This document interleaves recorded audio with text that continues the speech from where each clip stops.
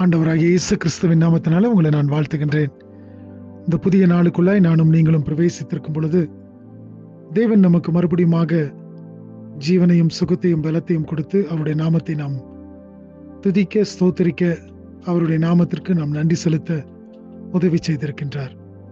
இந்த ஒரு புதிய நாளின் காலை வேளையிலே நாம் கடந்து வந்திருக்கும் பொழுது அவருடைய சமூகத்திலே நானும் நீங்களும் இந்த காலை வேளையை துவங்கினவர்களாய் இந்த நாள் முழுவதுமாய் நாம் கடந்து போகின்ற பாதைகள் எல்லாவற்றிலும் தேவனுடைய கிருபையின் கரம் நம்மோடு கூட இருந்து நம்மை வழிநடத்தும்படியாய் நாம் நம்மை ஒப்புக் கொடுக்கின்றவர்களாக நாம் காணப்படுகின்றோம்.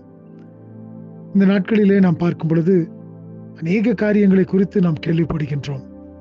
அநேக விபத்துகளும் அநேக விதமான ஆபத்துகளும் அநேக சூழ்நிலைகளை குறித்து நாம் பார்க்கின்றோம். பலவீனங்கள், வியாதிகள் இருந்த பொழுதிலும் கர்த்தர் நம்மோடு கூட இருந்து நம்மை வழிநடத்தி வருகின்றார்.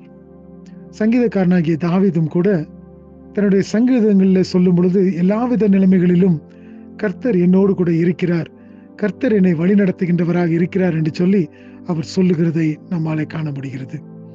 இந்த நாளிலும் கூட 71வது சங்கீதத்தின் 14வது வசனத்தை நான் வாசிக்கின்றேன். Psalm 71 verse 14. நானோ எப்பொழுதும் நம்பிக்கொண்டிருந்து மென்மேலும் உம்மை துதிப்பேன்.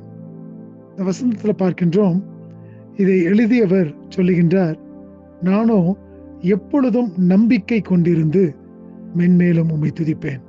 இந்த நாளின் கால வேளையிலும் கூட நானும் நீங்களும் இப்படிப்பட்ட வார்த்தைகளை சொல்ல, நாம் நம்முடைய தேவனை நோக்கி பார்த்து சொல்ல அவர் நமக்கு போதுமான தேவனாக இருக்கின்றார்.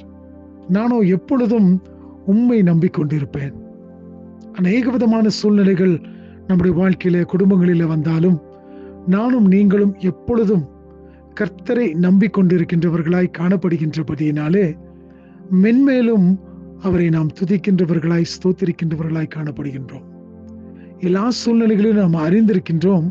ஆனால் இவைகளின் மத்தியிலே என் தேவனை நான் நம்பி இருக்கின்றபடியினாலே ஒரு நாளும் நான் அசைக்கப்பட மாட்டேன்.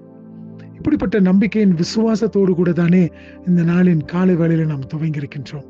இந்த நாள் முழுவதுமாய் நாம் அறிக்கை செய்கின்றவர்களாக இருப்போம். நான் கர்த்தரை நம்பி இருக்கின்றபடியினாலே, அவர் என்னோடு கூட இருக்கின்றபடியினாலே இன்னும் அதிகமாய் நான் அவரை துதிப்பேன்.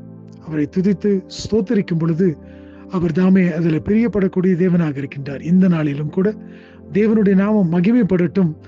தேவன் நமக்கு கொடுக்கின்ற ஒவ்வொரு கிருபைகளையும் நினைத்து அவரை நாம் விசுவாசித்து, அவரை நாம் நம்பிக்கை வைத்து நாம் அவரை துதிப்போம்.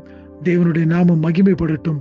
இந்த நாள் முழுவதுமாய் தேவனுடைய பிரசன்னத்தினாலே நாம் நடத்தப்படுகின்றவர்களாக, தேவன் நமக்கு முன்பதாக சென்று எல்லா காரியத்தையும் நமக்காக செய்கின்றவராக இருக்கின்றார்.